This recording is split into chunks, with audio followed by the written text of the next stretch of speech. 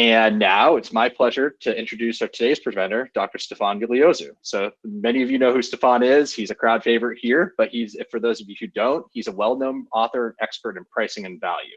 And as founder of Value Interruption Advisors, he helps leading companies transform their commercial performance by implementing value-based, industrial, digital, and subscription-based pricing practices.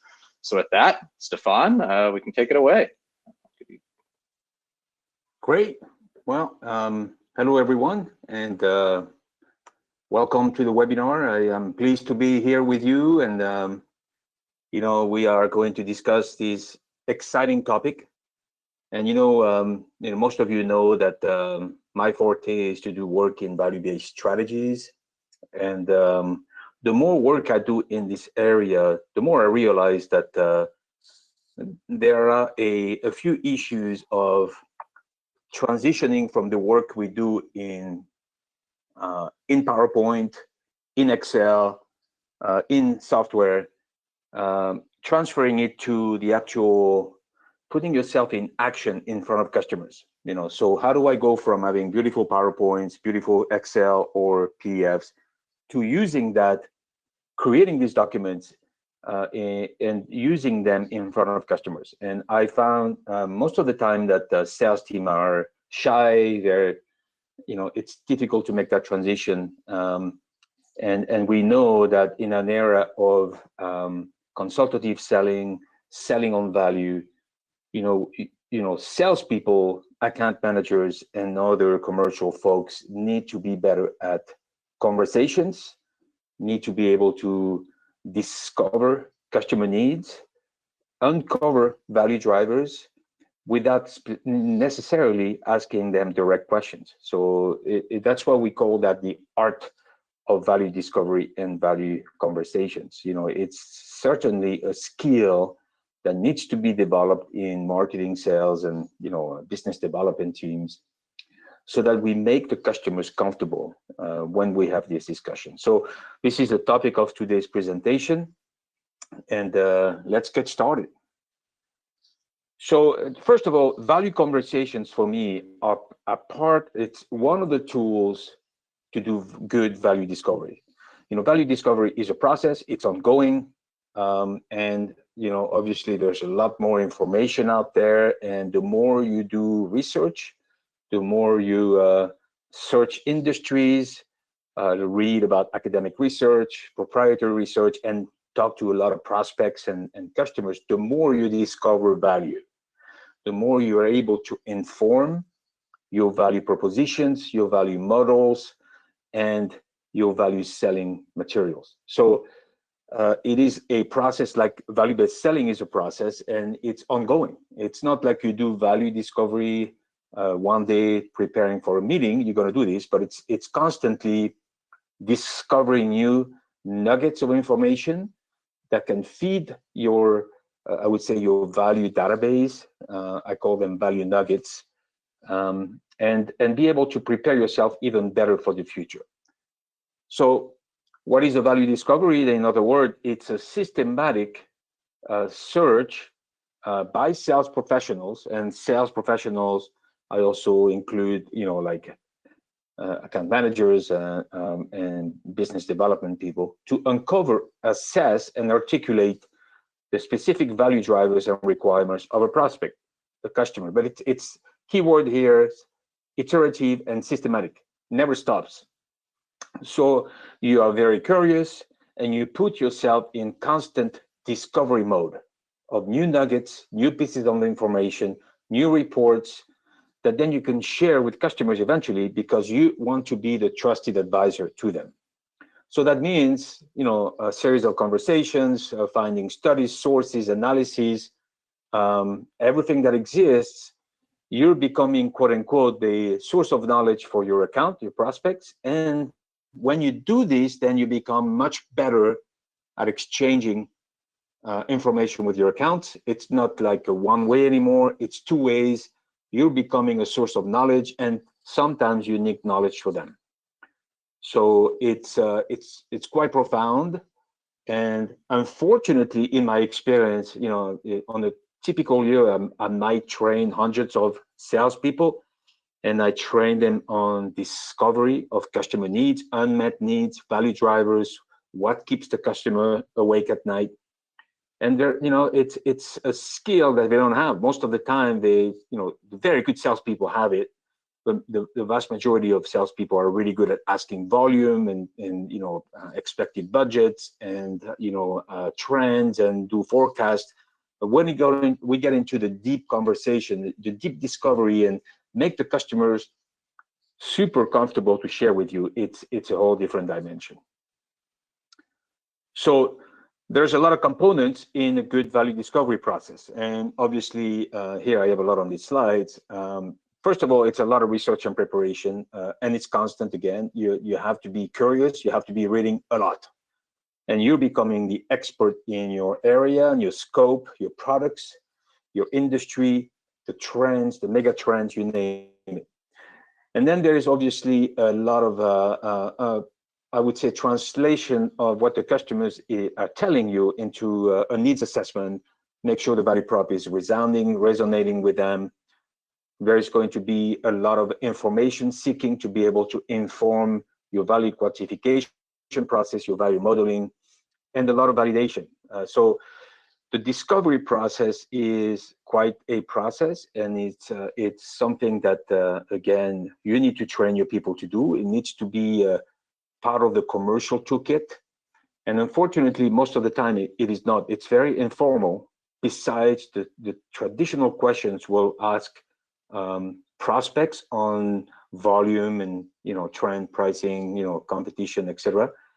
There's not enough questions. There's not enough assumption and hypotheses we want to test with customers and prospects. So I highly recommend, as a first recommendation here, is to, when you look at your discovery process in sales and marketing, let's make sure it's well documented, and we train salespeople and marketing people on what is the process, what do we need to ask, what are the objectives, whether it's validation of value prop or understanding value quantifications, or you name it. So everything that's going to be around value and the commercial, I would say, content.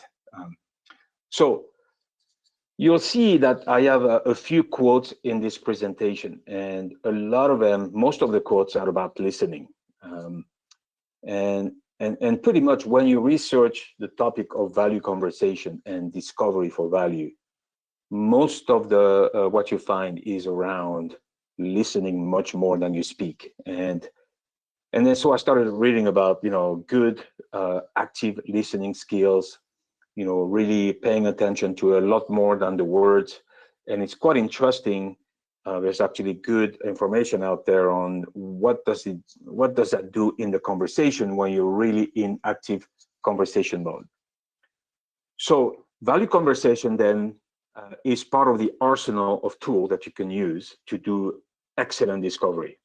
And when I mean discovery, is obviously discovery of skills, of needs, unmet needs, value components, value dimensions, value drivers. So it's a discovery of a lot more than just value, I would say.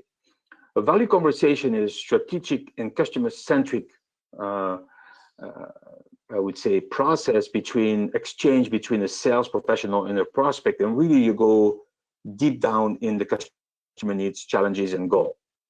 So you're not doing a sales pitch. You are really exchanging and really getting into a dialogue, a strategic dialogue on, the customer pain points, the outcomes the customers are seeking, the metrics they're using to measure the outcome, and then what is the definition of success for the customers. So it's really an exchange during an interaction, whether it's a QBR or whether it's going to be a discovery call. But we're getting into really that strategic dialogue with them. And here are some of the components of a value conversation. First of all, you have to put yourself in the shoes of the customer and not force your vocabulary and your ideas on them.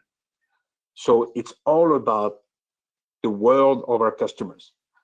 It's a dialogue, for sure you prepare with a set of hypotheses, questions, and a structure script of what you're trying to understand, and really paying attention to what the customer is going through, their discovery journey, their buying journey. So that being, it may be one-on-one, it may be a group of stakeholders in front of you, but you're really asking questions around the different potential pain points in the buying journey.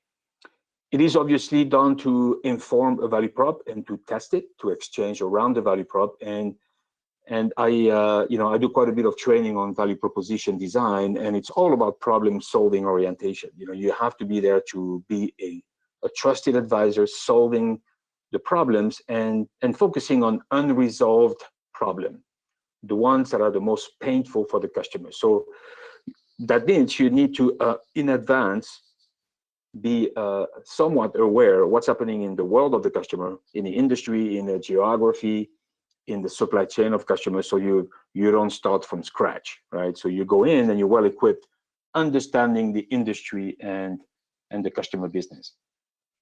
So I like the word collaborative exploration. It is what we're doing, but it doesn't come naturally. It doesn't, it's not like you're going to see a prospect and they are going to, the first time you meet them, really enter in a deep collaborative exploration. So you may have to have a couple of meetings or get into a trust position with them so that they open up about what's happening in their business.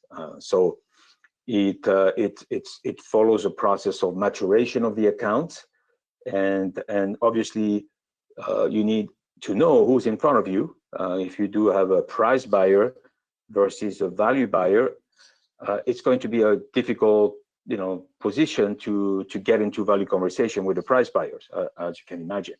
So, the good old saying that you have to go around procurement and have these value conversations with end users, influencers, recommenders, decision makers outside of the economic buyer, which is typically the purchasing. So the art of conversation is all about listening.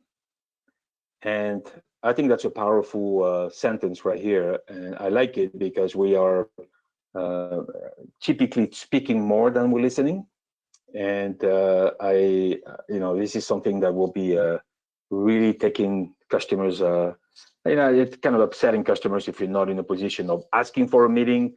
You're asking for a meeting, you want to enter a conversation, all you do is talking. It is not good. So when you look at what are the best practices around value conversation, it's really, it's about empathetic understanding. It's about not going in with your own assumption and really going in with an open mind and really the priority is to put yourself in the shoes of the customer and not going in there with your preconceived notion about your products and what you're doing for them. It's all about problem solving, proactive problem solving, being ready to, with some components of solutions. It's about storytelling and sharing with them what's done in the world, what their peers are doing, and then focusing on pains and needs. So we are here in that conversation. We're listening 80% of the time. We're listening, and we're asking the right questions. We're asking open-ended questions, semi-structured questions, so that we are getting into a discovery mode and not into a ping pong where there is no deep exchange. And for that, not only you have to be skilled at managing conversation, but you really have to be in a way that you're emotionally intelligent and you can see what the reaction is of people in front of you. So there's not just listening to the word, it's listening to the cues, the body language, the level of awareness and engagement of the customer. And those are skills that need to be I would say developed in whoever is going to have the conversation. And typically good researchers, good customer insights team will be able to have this conversation. They're trying to get some nuggets out of the audience, and they're good at this. So what don't you do in a conversation is vomit technical details, really focusing on what you do and a generic value proposition, not paying attention to, when the customer is getting upset or when they are starting to shut down. And that is, paying attention to the cues of them. Are they comfortable? Are they not comfortable? Are they starting to look at their phones? All that stuff will indicate that you're boring them or you're really not connecting with them. So it is essential to pay attention to non-verbal communication and sharing too much information. And it's when you do value conversation or you actually have that dialogue, right? You really have to be careful asking very, I would say, direct questions that could be surprising for the account. So, there's direct questions and there are indirect questions, and that it's really easing in the discovery process. So there's introductions, there's going to be exchanges, there's going to be, conversation breakers, and it is up to you to guide the conversation to where you want to go, which is typically around value drivers. What's going on in the customer business that maybe they're feeling the pain for, and those are profit leakages, dysfunctional areas in the business, sources of pain or cost that they want to address. But it's not like accounts or prospects are easily telling you that they have issues. It takes a while to make them recognize and share with you that they do have some pains or challenges they're trying to address. So you really have to have all your senses open and ease in the conversation. And for that, it takes trust. So you don't go in gun blazing and asking these direct questions. You're going to start with high-level conversations, but you don't start with showing your products. That, in other words, you're not here to make a sale. You're here to engage in a dialogue. So hearing is listening to what is said. Listening is hearing what isn't said. And sometimes what is not said shows you that there is some definite issues or need for further discussions. And body language, reaction between people. It's you could sense that maybe you're asking questions that make people uncomfortable or challenge them on the topic that you're trying to address. So it is quite interesting. And the whole topic of value conversation is to make the people in front of you open up. And for that, when you do a good job at it, when you're able to put your people in front of you in a room, whether it's in a room or on Zoom, trust you, and it takes a while. It's not going to be the first interaction with them. You could see the difference. There is positive emotions. There is a collaborative atmosphere. There is going to be a lot of nodding, and they are going to give you much more than 2 words or 3 words in answers, right? So, and that's what you want to have. You want to have long conversations where the answers from the people in front of you are going to be quite meaty. But your role as, in other words, you're a researcher. You're here to discover their needs. You're here to understand their challenges. So you're researching, and they need to feel understood. They need to feel that you're caring. They need to feel that you're here not to sell them something. You're here to understand their business, and that's a base of collaboration. So, in other words, they also want to be validated, and to be validated, you can't just going in and asking cold questions. You have to put things in context. For example, starting the conversation with industry problems, right? Trends, what's happening in the world, and see how this impacts their business. For the last 2-3 years, we've had huge disruption in business, whether it's COVID or inflation or supply chain disruption. entering in conversation with these topics and ask them how did you survive through this? How did you handle that inflation? What happened when you were out of products? And you're easing in, bringing in some interesting topic to start the conversation so they are feeling comfortable. And again, this is not something that comes naturally in the sales force. You need to train them on how to do icebreakers, conversation starters, high-level discussions before you zoom in, 2 or 3 pieces of information you're looking for, right? So, and it may take, if you have a 2-hour meeting or 1-hour meeting, it may take half of the meeting to get into that stage where the customer feels engaged, they understand that you're there for their best interest, and they feel, in a way, recognized and validated. So there's a lot of psychology around this, I can tell you. And you'll know right away when you do this if a customer is going to be willing to open up or not. So after half an hour, you should be able to tell, well, I'm going to get some answers, or it's going to be a pretty generic, plain vanilla conversation. And then, you ask yourself, is there a chance for me to get that information that I'm looking for, or should I be talking to someone else? So not every conversation is going to be a very good value conversation. So it's really moving away from questions. And, we're going in, they're giving us some time. You've got to be interesting. There's no other way, because otherwise they're busy and they have a gazillion suppliers, and you've asked for a discussion, you've asked for a conversation on their business. Some of them will not give it to you, price buyers, the busy professional buyers. Others, the end users, maybe some other stakeholders who will spend time with you, maybe engineers to engineers, application engineers to a production person.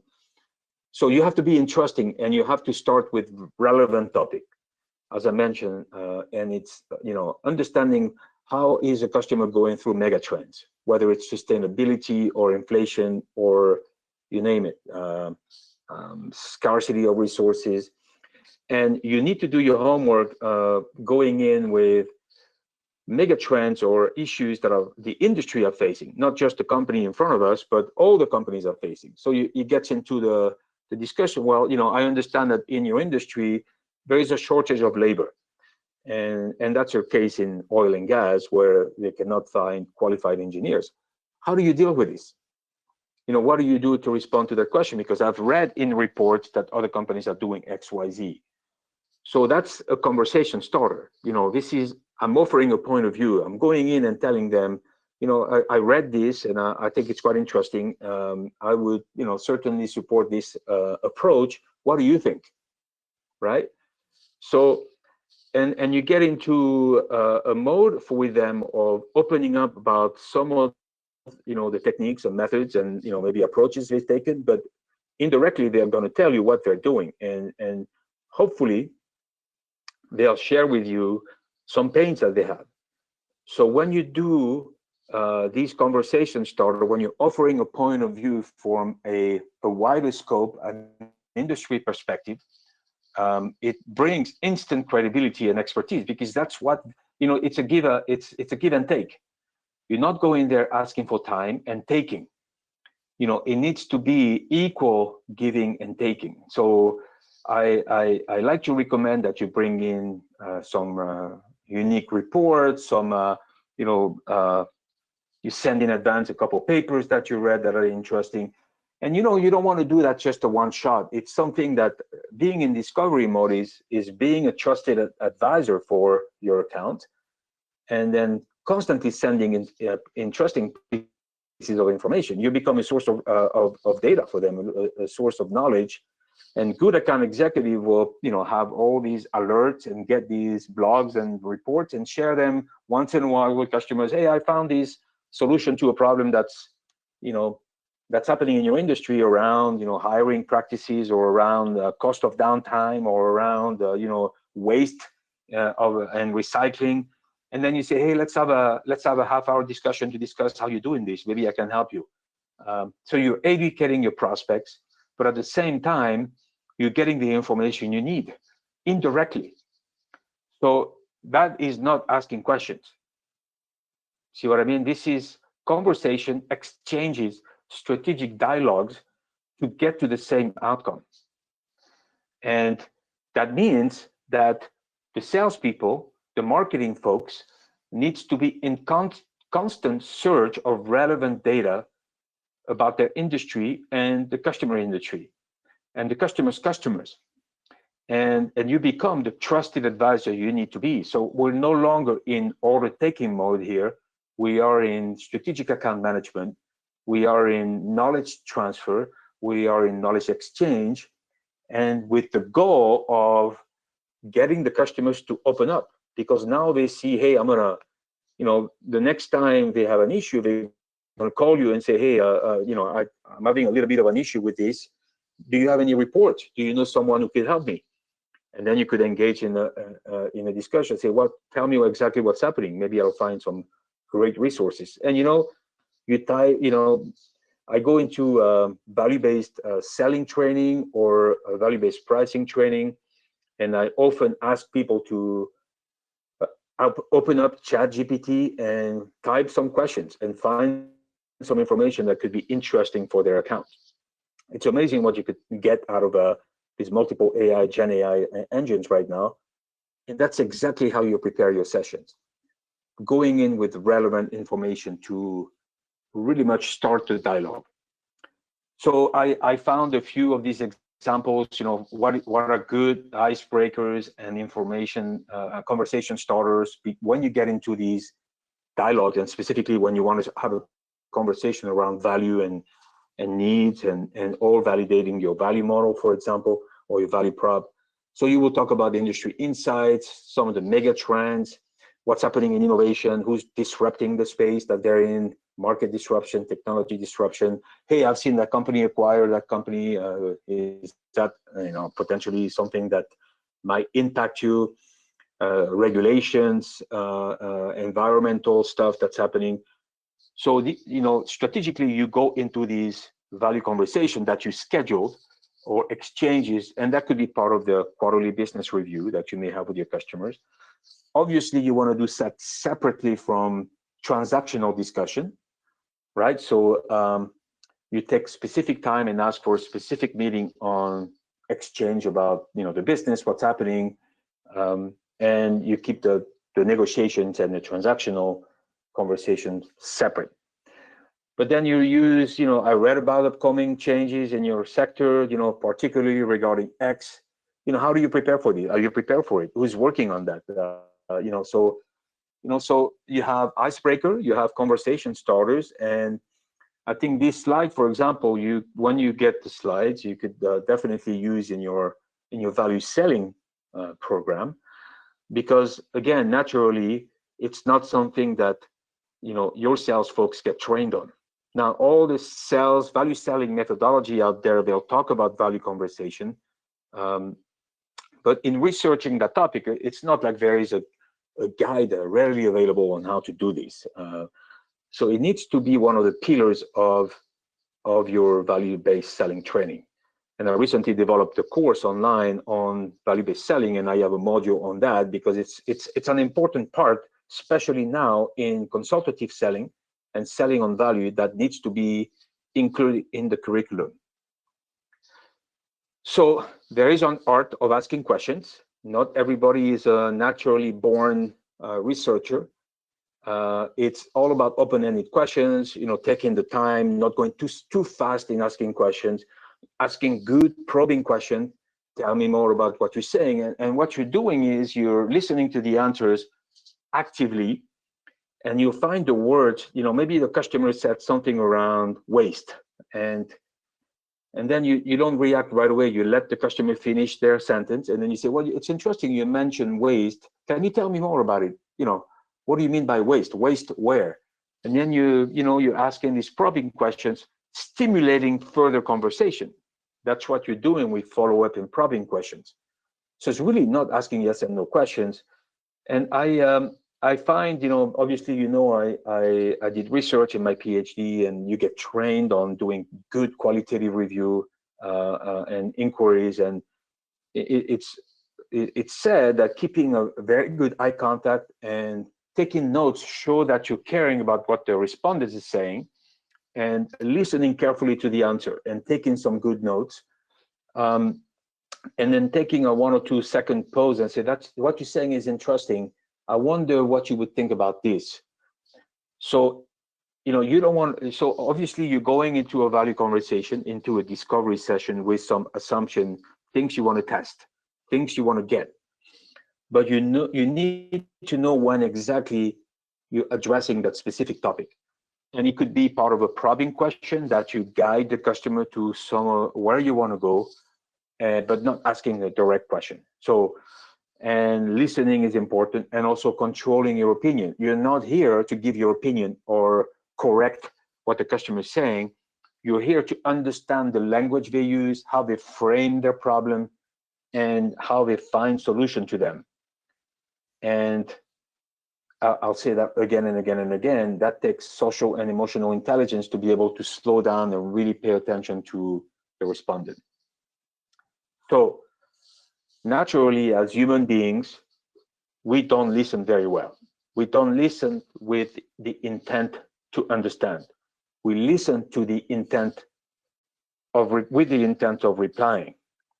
We want to reply, we want to share our responses, we want to exchange our opinion. And in value conversations, you don't do that. You listen and you take notes and you rebound on keywords. You find these cues, you find these words that could be unique in the way they define it, in the way they frame their problems, and then you ask probing questions. You're not going to respond by saying, well, we would do it this way, other companies are doing it this way. So, and that's a change of mindset. Unfortunately, we spend 80% of our time speaking and 50% listening. And we have a need to share. It's biological. We want to share with what we know and what we want to say with others. We have opinions that we are very eager to exchange. And you could see, the brain disconnects every 12 to 18 seconds to evaluate and process what's being said.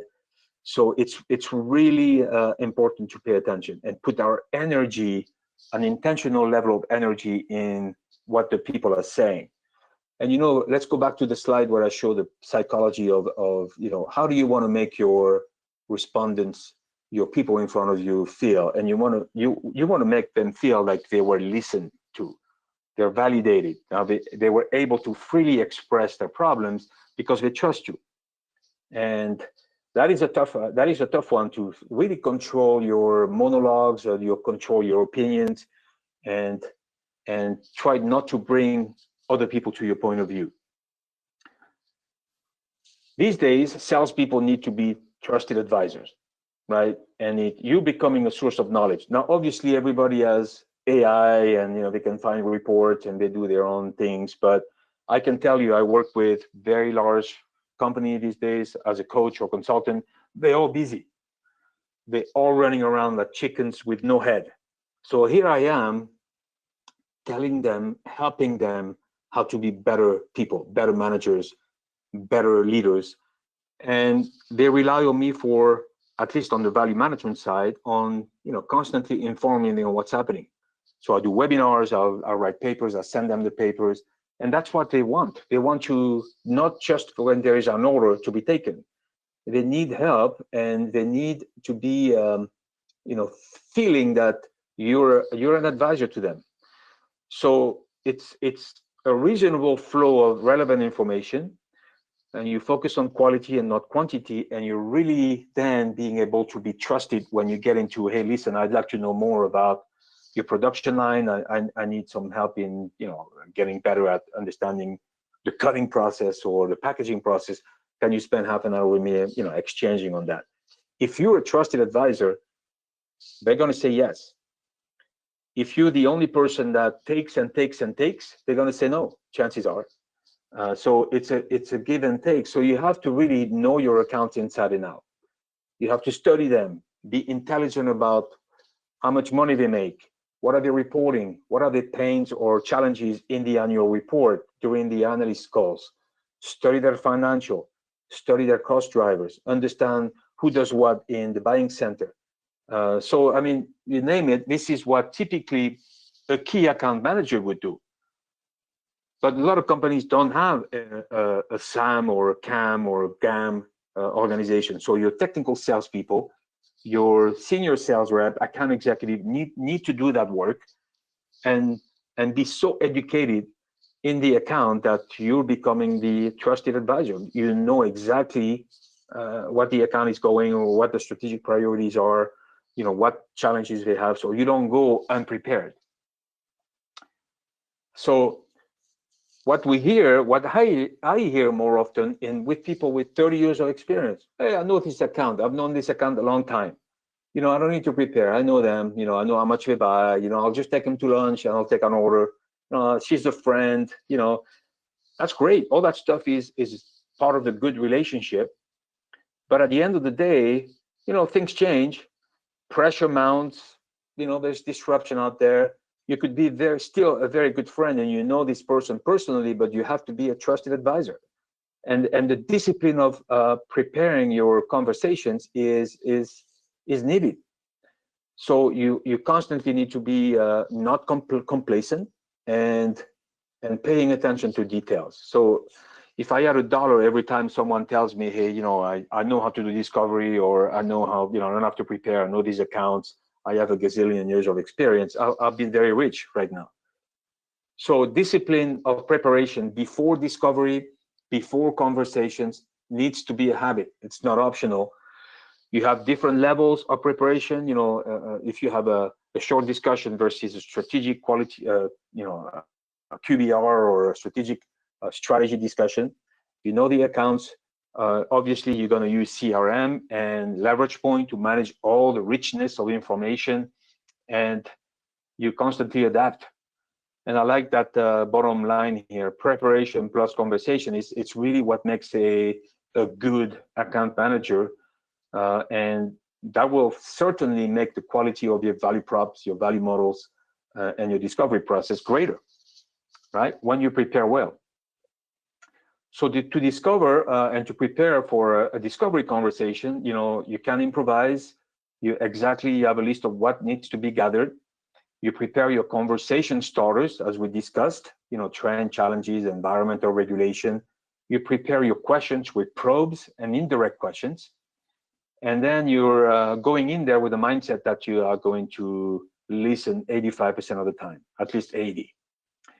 So you got a new insights report before the conversation, before the dialogue happens, and you role play. This is typically what I would do in value selling training, is have people role play different situations, whether it's a tough value discussion, price discussion, whether it's having a discovery on needs or a value conversation to try to get 1 or 2 nuggets of information. You practice with peers, you practice in a safe environment, you pitch your value prop, you pitch your conversation starter, and then you get better at doing it. So how does that work? Then you prepare your sellers through training to be good value conversationalists. That's a long word, but you want to make them very good at conversations. And for these, the training, you know, is about active listening, is about training on the industry and the sectors they're in. So they have to do a lot of reading on the food market or maybe the healthcare industry. And, you know, that cannot be just left to the salespeople to do. You have to give them books and, you know, objectives of learning. And trust me, we never learn enough. You reinforce the preparation. You train them on how to prepare. You train them on art of asking great questions, and you could bring your VOC people or your researchers. You train them on leading conversations as a credible advisor, on social intelligence, how to recognize body language cues when the account is disconnected. And then you train them on technology, because it's, you know, you could do that using technology and capturing the nuggets and fitting that back into your value props, into your value models, in a way that it's, okay, I'm not going to write that on a piece of paper and then forget about it. A lot of the time, even if you manage to have good value conversations, you'll see that the nuggets are lost, because if you have a good conversation and you take good notes, you may be missing things, first of all. Second is you may not type everything into the CRM or your visit report, and then it all gets lost. But you may have a nugget here that could be very critical for your value prop, for your value model, maybe to validate some of the formula you have in your value quantification. So these need to be circulated or communicated to the marketing folks, to the value engineers. So quite a bit of training, but as you can see, it's a different level of training and the different nature of training. And that for me is an essential part of value-based selling training. So my time is up. I hope you enjoy the content. This is, I enjoy doing the research for this webinar. And I did want to put a lot on the slides. So you have the slides and you can rewatch the webinar and do further reading on the topic. And I hope we can connect on LinkedIn and continue the exchange. I thank you for being here today. Thank you, Stephan. So great session. So thank you for sharing your insights. So we've had a couple questions come in during the webinar, and we're going to get to those shortly. So there's still time to answer any questions that you might have in the right-hand panel on your screen. Before we do that, Stephan mentioned the importance of great preparation and great conversations in supporting great value storytelling. So we at Leverage Point have technology that helps you do that at scale. So before we get into the Q&A, my colleague Brian Hannon is going to walk you through how we help B2B companies do that. So Brian, take it away. Great, thanks, Nick. Hopefully you can hear me. Yep. All right, and thanks, Stephan. One of the things, common theme, I think, throughout your presentation is really establishing credibility, and you touched on a lot of different things to be able to do that. I think our customers find value stories pretty critical in that process. We think of these as a tool that you prepare for your salespeople to help them do that, and help them do that in a way that quickly sort of engages customers and keeps that conversation going back and forth. So what we're looking at here is a sample value story from a fictitious company called Valorum Chemicals. You can think of this as a, sorry about that. You can think of this as a PowerPoint presentation that has a value model or mathematical model embedded inside of it. So we help our customers design these based on your offering. And I'll walk through this quickly just to show you kind of what a typical one looks like. So this advanced coding solution is paint for a car, and maybe we're discussing with BMW today about replacing their auto coding. Typically, we design these with an option to do some call prep before a conversation. So this is where a salesperson might come in and edit the information leading into the discussion. So it's something they might do some research on. They might have some phone calls prior. But then they can start to actually have the conversation with the customer. And usually the conversation will start around the product offering itself. So you start to talk about their challenges and potentially what you've learned so far. Maybe you'll learn some additional information. You'll start to talk about your specific features that can potentially address those challenges. And then we start to get into that discussion with them about their particular situation, their operations information. For example, what position are they in the value chain? What are they offering, and how does your product, in this case, the auto coding, potentially impact that? And then we can start to edit their information with them, so that it's a back and forth. They can help us understand better their particular situation. And as we're doing it, they get to see that, we're building this into the model that we've prepared for them. The key part of this whole operation is that we've put a lot of time and effort into understanding the potential areas of value that this can provide them. So this isn't a spreadsheet that we've just thrown together that we're going to try to get them to engage with. This is something that we've put together based on our knowledge as a company, based maybe on lots of different experiences with existing customers. And hopefully we're not only educating them, but we're allowing them to become part of the process. So here we see some main value drivers, areas that we're think we're going to be able to improve BMW's operations. We see 3 positive ones in green. There's actually a negative value driver here, which would require some additional investment. We'll talk about that briefly. Then we can start to focus on value specifically. So based on the information we've provided, we can show, estimates here. So we're making some claims up front on value per vehicle that we can provide, or across those 100,000 vehicles per year, the value that we think we can provide. And we see from this initial screen, there's 3 value drivers, and we've quantified those up front, but of course we need to back up those claims. So as we continue through the presentation, we'll go into each of those value drivers specifically and talk about how those potentially can impact BMW, why we think that's the case. In some cases, we're going to actually show, how we calculated things. So we can show them the equations and let them kind of see behind the scenes. This is how we've done the math. Hopefully we get them to agree, or if not, we can have that discussion as well. We also can point out some claims we're making, and maybe there's some backup here that we need to show them, or agree to show them maybe in an actual physical demonstration at some point. So once we've gone through each of the value drivers, and this would include the negative value driver here, there might be some additional investment in equipment they would need to make, then we can start to show some summary information. So with coding, we're talking about how much they need. Maybe they need a different amount than they're buying today because our coding is superior. So we establish how we price the coding based on the volume that they're purchasing. And then we can show them some summary slides. We can talk about overall the price we're going to charge. Maybe we want to go back to a per vehicle price because that's how they think about purchasing. And we understand today that they're paying $22.40. We might be charging them more per vehicle, but we've established why we might be doing that.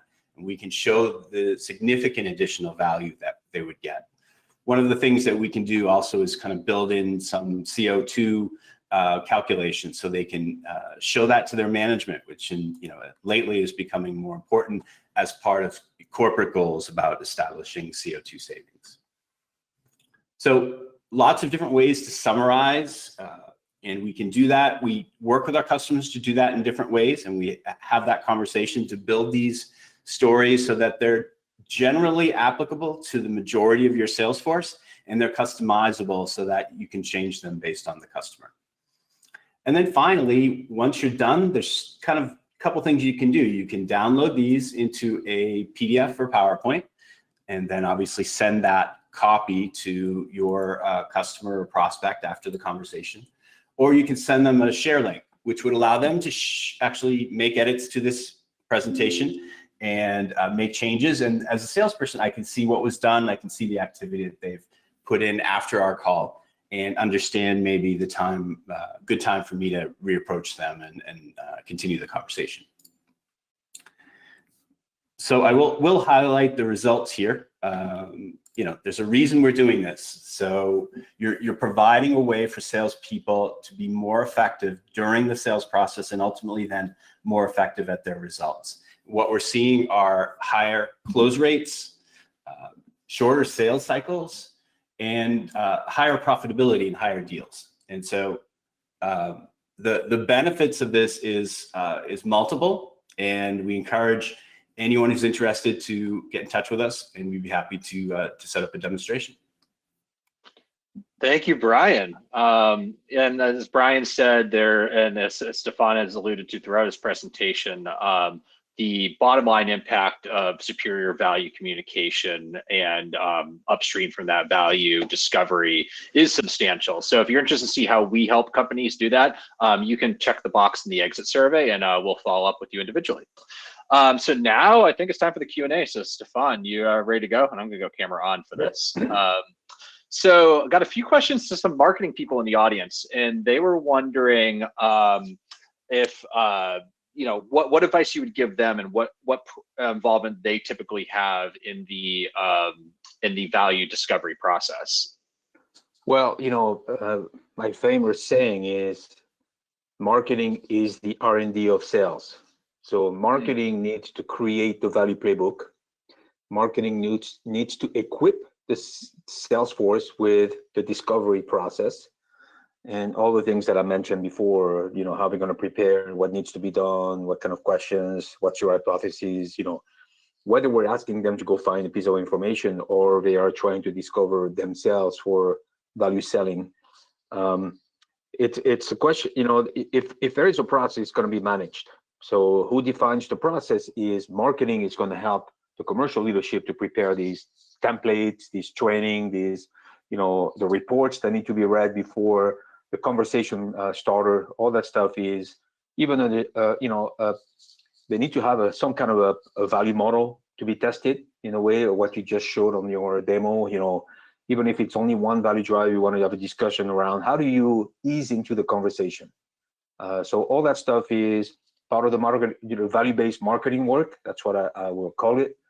And it needs to be formalized in a way that it's usable for sales, because sales teams are busy selling. They can't be spending time preparing their templates and preparing the document. That needs to be a playbook that they have and they're trained on. Absolutely. Marketing and sales alignment is a well-trodden path, but value is a good focal point for driving that alignment. In terms of someone just asked, what's the biggest mistake you see people make when they're trying to, and specifically for sales, when they're starting to engage in value conversations? So you listed a bunch, but what's the most common one that you see? Well, I think the biggest one is mixing transactional discussion with value discussions. I mean, a transactional discussion is cut and dry, rational, and then immediately the account is going to get in rational discussion, which is going to be lots of short answers.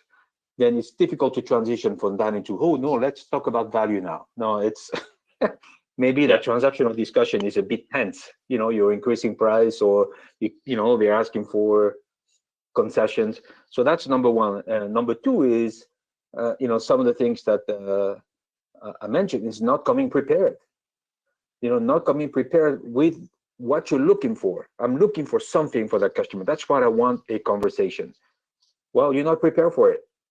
And it's a take. You go in unprepared, and you're asking maybe questions that are not relevant, and they'll shut down. Your customers are busy.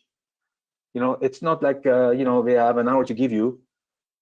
So you're asking a favor. Be professional by being prepared. And unfortunately, I'll be honest with you, I was last year in a training session with about 50 salespeople, and some of the salespeople have been around forever. They tell me, well, I don't need this question. I go in, the customers know me, and I humbly interrupt them, and I tell them, first of all, there's always something you can learn. Second of all, to have value discussions, you're going to have, put yourself in a different mindset. You're not there to get market share information or volume or growth. You're there to really have a deep discussion. So not easy. Makes sense. This is a interesting one. So in terms of the split between the value discovery that happens ahead of time versus the data that you gather on a call, what and they're asking for a numerical split, but maybe I'll expand that to say, what's the split of stuff that you prepare ahead of time and gather on the call, and also maybe what types of information do you tend to gather ahead of time versus on the call? Wow. Okay. So I would say, if you take a week of a salesperson or a global account manager, I think you have to have half a day of research. That's what I'll start telling you, that you need to block some time to do research on your account. And the research goes on what I said in the presentation: industry trend, good reports to share, looking at your Google alert, do a little search on ChatGPT, blah, blah, blah, blah. So let's say you work, all right, 40 hours, you're going to spend 10% of your time researching for your account. Sometimes more. Maybe next week you have multiple discussions lined up, and you're going to have to spend 2 days preparing. Mm-hmm. So this is ongoing. You never stop. And then, obviously you need to learn. I mean, it's preparing, but also being fluent, and you need to read this stuff. You can't just hey, here's a report. you need to engage and say, hey, I noticed on page 4, look at that chart. So it's really an active dialogue. You know, and you go in, you print the report and say, let's look at that chart. What does that mean to you? Do you agree with this? Because I can't figure it out. You know what I mean? You're getting personal. So if you have a 2-hour value conversation lined up, I think you're going to have to prepare 4 to 5 hours for it. I don't know if that answers your question. No, I think it makes sense. You can't have great discovery without great questions, which comes from preparation. So that makes sense. Yeah, but the big difference is you read the stuff, you prepare, you're intimate with it, and you're becoming incredible. I think what Brian said, it's all about credibility. So we see you as equal. We see you what that guy is good, is well prepared. I need to be prepared as well. I want to share. So just giving a report and then say, hey, here's a report. Thank you very much. It doesn't work. Makes sense. And I think you may have touched on this one, but this is we got this one specifically for you. So what does value selling training with you look like in terms of the types of engagements you run with customers?